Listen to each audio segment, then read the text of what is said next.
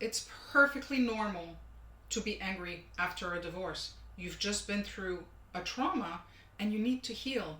And anger is part of the grieving process. When I asked my former husband for a divorce, I was angry. I was angry that I didn't find a way to make it work. And I hated that despite everything that I had tried to do, we still had gotten to that point. And if you're on the receiving end of a divorce, of course you're going to be angry. That's also perfectly normal. But it might not be the only emotion you feel. You might feel some sadness, resentment, shame, guilt. But what's also an important part of the process is letting that anger and whatever other negative emotion run their course. Because by letting them run their course, that's how you're able to heal, and that's how you come back stronger than you were before. So what really is forgiving? Forgiving is not about condoning bad behavior. It's never going to be okay or right for somebody to cheat on their spouse, for somebody to be emotionally or physically abusive. Forgiving somebody is also not a sign of weakness. When you are able to forgive the person who wronged you, you show strength and you show courage. It also shows that you are in control of yourself and your emotions, and because you can do that, you're not giving away your power. But it's not just about forgiving the other person. It's also about forgiving yourself. When I asked my former husband for a divorce, I knew that I was hurting him. And I carried a lot of blame and I carried a lot of guilt because I knew how much I hurt him. And I carried that guilt and that shame because I couldn't find a way to make it work, and because I knew I was hurting him. And I had to learn to forgive myself for that. Because holding on to grudges takes an emotional toll. Do you ever remember a time where you might have been really mad at somebody for whatever they did? Do you remember how that felt? I've been there. And I remember I was feeling exhausted. My nerves were always on edge. It's not a pleasant place to live. It takes its toll not only emotionally, but it also takes a toll physically. It warps our view of the world. But over time, think about who holding grudges hurts more. Does it hurt the person that you're holding a grudge against more? Or does it hurt you because you're holding on to that hurt and to that pain? And I've also seen how anger spills over and how we talk to our children. We may be so mad at our former spouse that we can't help but talk poorly about them, or we get mad at our children because they say something about the other parent, especially if we feel like, or if it looks like maybe they're happier than I am. Holding on to those unresolved emotions really doesn't help you, and it actually holds you back from moving forward with this new chapter of your life. You can't really open yourself up to new opportunities. You can't get excited about what life has to bring now that you happen to be on your own again. It's hurting not just your mental health, but it could hurt your physical health as well. Because studies have shown that when you hold on to that pain, when you hold on to that anger and those grudges, you're more likely to face depression, to have PTSD, and to actually get sick. And that in the long run is going to turn into lower self-esteem and chronic pain. Is that what you really want? But there's so many benefits to forgiving. When we learn to forgive and to let go, we experience a tremendous amount of freedom. We're no longer held back and dragged down by that anchor of anger and negative mindset or negative feelings. Our mental health improves, our physical health improves, we have less stress, less anxiety, other relationships improve because we're not sour, and we improve our self-esteem.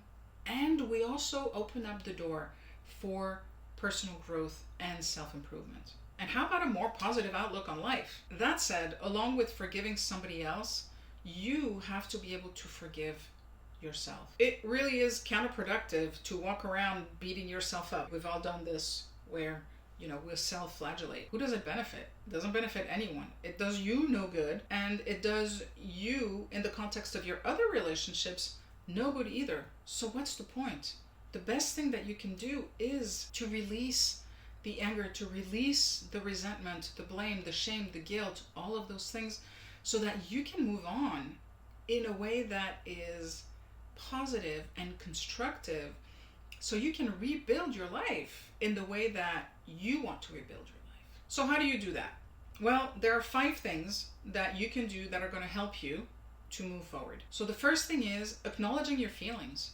Be honest with yourself and accept and understand that you are having these emotions, and it's perfectly okay. You just experienced or have just finished your divorce. It's totally normal to have those emotions. But like we said before, it's not okay for you to live there. And knowing where you stand and where you are today is a great first step to know where you need to go from here. Number 2 is to understand, where is that pain coming from? What is the source of the pain? Do you feel betrayed, hurt? Are you angry? Do you feel stupid for what happened? Write it all down. Capture all of those emotions. Just the fact of being able to write them down is going to help to untangle all of that knot of emotions. Number 3, make a decision to forgive. It's that simple. It's not easy, but it is that simple. Forgiveness is a decision. You can choose to let it go, no longer let those emotions rule your life, because they're not only ruling your life, they are ruling other people's lives. And it's not going to be a flip the switch kind of thing, right? It's a process.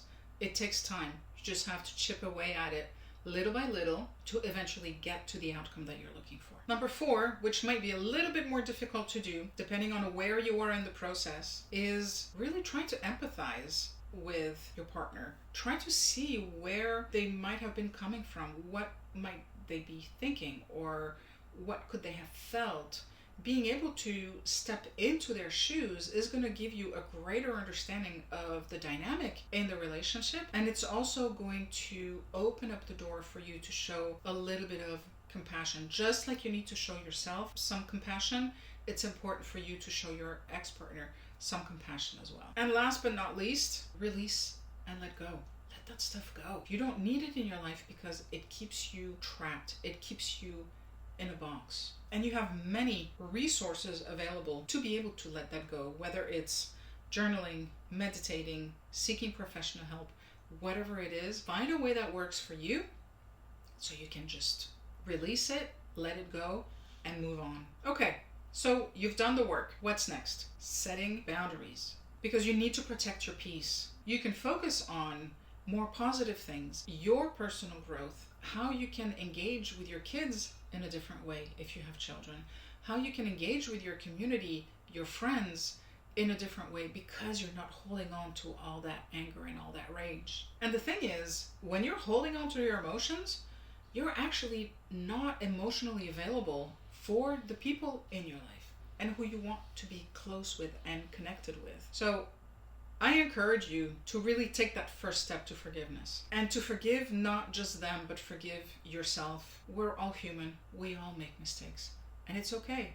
It's part of life, and it's what helps us to learn so that we don't make the same mistakes more than once. And the more you can learn about yourself as a result of what you're going through now, the more likely you are to have a significantly better relationship in the future.